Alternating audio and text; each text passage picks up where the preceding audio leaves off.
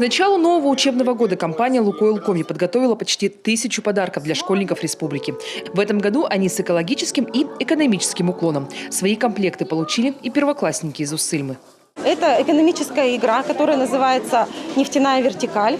Очень интересный набор карандашей, в пенале который тоже сам как карандаш.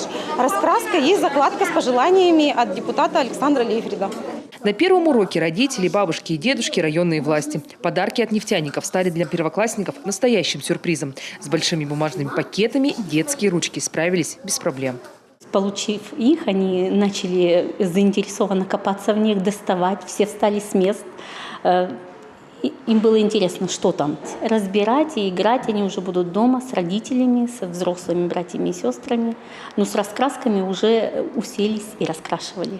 Самые нетерпеливые с экономической игрой познакомились уже на первой перемене. Здесь же распределили роли и погрузились в мир цифр. По словам родителей, это помогло детям познакомиться поближе. Влада, будешь с нами играть? 5 тебе таких. Вау, круто же. Свои подарки получили и первоклассники Усинска. Учителя уверены, любое начинание всегда будет успешнее, если подойти к нему с игрой и улыбкой.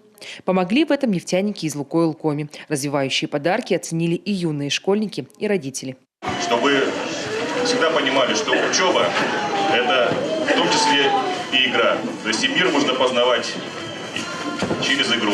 Кстати, игру разработали специально для школьников. Сложный язык цифр помогают объяснять фигурки и увлекательные картинки. Развивающая игра.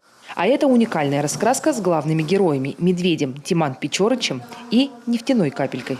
Теперь знакомиться с нефтяной отраслью школьникам Усинска и Уссыльмы будет и проще, и интереснее. Виктория Палкина, Анна Скальская, Екатерина Борш, Олег Костромин, телеканал Юрган.